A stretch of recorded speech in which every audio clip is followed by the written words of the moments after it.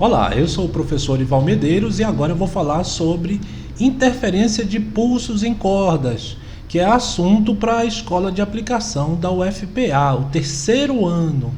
Esse assunto eu não coloquei na nossa apostila, eu esqueci de colocar, então vocês não vão encontrar esse assunto, né, que aqui eu parei em polarização e difração.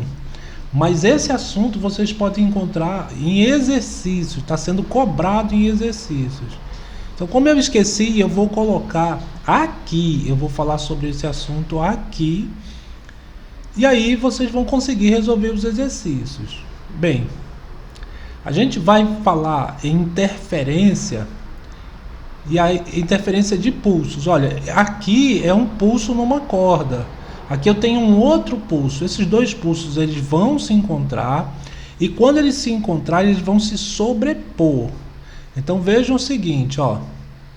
Eles se encontram, se somam, depois eles vão embora. Vou colocar aqui, olha, apenas os pulsos. Olha o que acontece. Eles se somam, na hora que encontram eles se somam.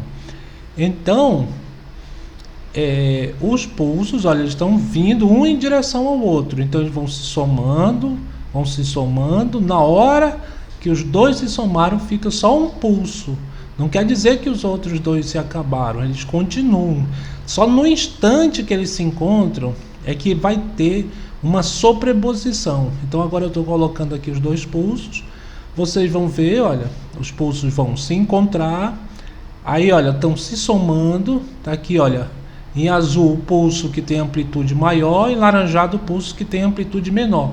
A soma dessas duas amplitudes é que vai dar o pulso resultante. Essa interferência é chamada de interferência construtiva, porque os pulsos eles se somam.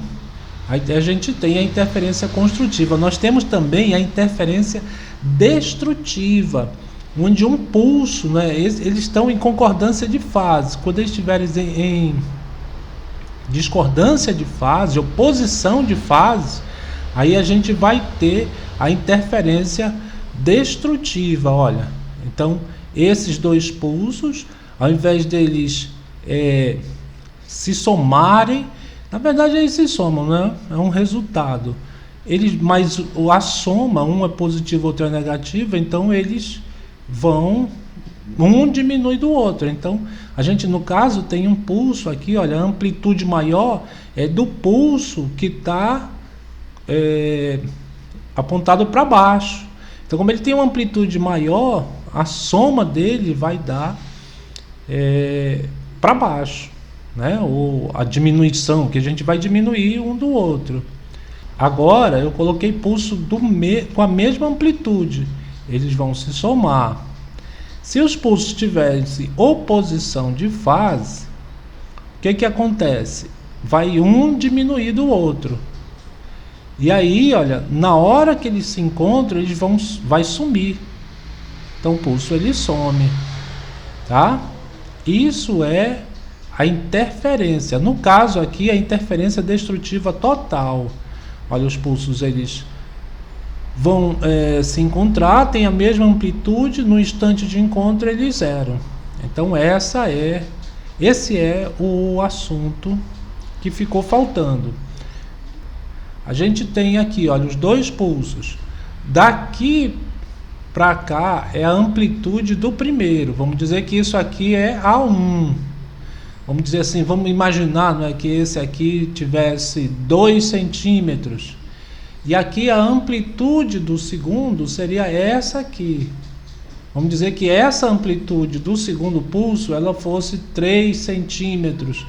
Então, quando eles se encontrarem, vão somar. A gente vai ter uma sobreposição. Então, a gente teria, olha, daqui para cá, a amplitude resultante na hora do encontro.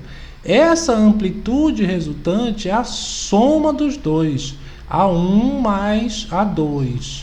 Então o que acontece? Se o primeiro tinha 2 e o segundo tinha 3 de amplitude, nós vamos ter uma amplitude de 5 centímetros, amplitude resultante só na hora que se encontra. Um pulso é independente do outro. Esses pulsos, depois que se cruzam, eles continuam como normal. É como se um não existisse, não percebesse a existência do outro.